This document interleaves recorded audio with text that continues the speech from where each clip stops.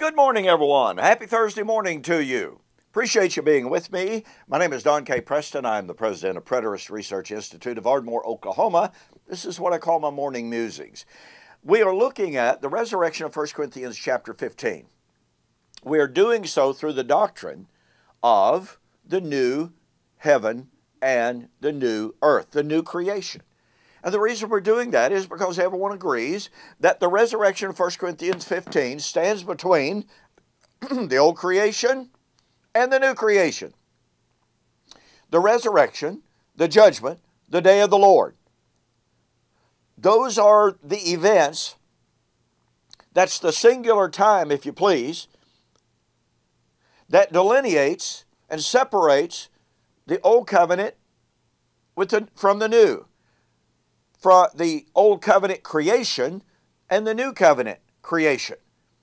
Now, I want you to look at what Isaiah chapter 66 predicted. Now, keep in mind that Isaiah 65 and 66 are, by the virtual consensus of all scholars, they're the source of the New Testament doctrine of the new creation. And let me reiterate this, folks. You can't talk about the new creation without talking about resurrection. You can't have the new creation without having the resurrection. All right. In Isaiah 66, what do we have? Well, verse 15 and following, we have the coming of the Lord. Well, it's the coming of the Lord to bring in the new creation. That means it's the coming of the Lord for the resurrection. Pure and simple, that's undeniable. Now, watch what happens in verse 18 and following. Let me skip down. Verse 19. I will set a sign among them, and those among them who escape, I will send to the nations. Wait a minute. Weren't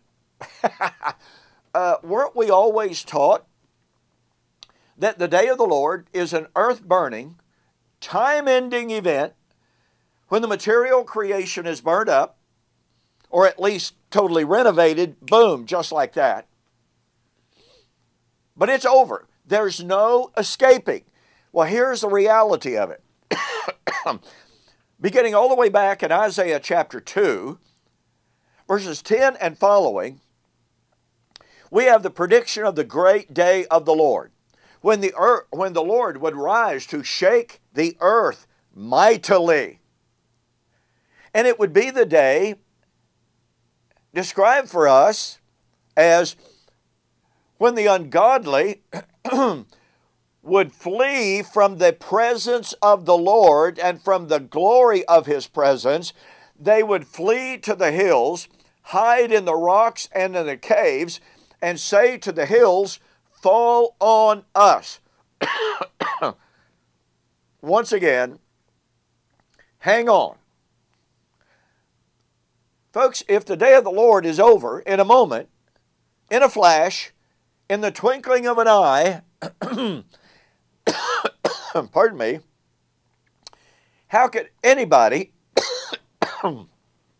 pardon me, how could anybody have the time to run to the hills, find a cave, run into the cave and, cower from the day of the Lord? Folks, there is no escaping in either scenario. And listen, you have to understand something. This terminology of running to the hills and hiding in the caves, in the rocks and the caves, is strictly from a time of warfare. In Judges chapter 6, when the Midianites invaded Israel, what did the children of Israel do? They ran to the hills. They hid in the caves and the rocks.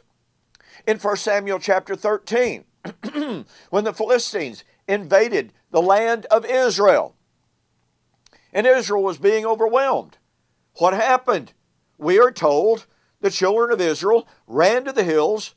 They hid in the rocks and the caves. This is typical language of warfare. It is not end of the world language. So, the point being, in Isaiah chapter 66, which predicts the day of the Lord in flaming fire, and the Lord says, concerning that, I will set a sign among them, those among them who escape. People could escape this day of the Lord.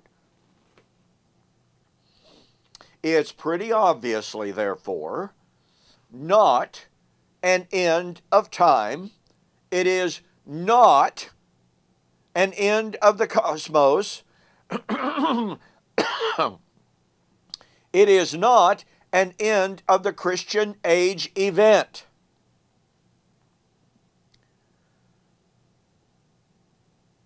Who could escape? Well, in Isaiah 2 through 4, it would be the righteous. And by the way, in Matthew 24, when Jesus predicted his coming in the judgment of Jerusalem, he said, when you see the abomination of desolation spoken of by Daniel the prophet standing in the holy place, then let those who are in Judea flee. They could escape. That's from Zechariah chapter 14. That in the day of the Lord, specifically stated to be against Jerusalem, they would be able to flee. They would be able to escape.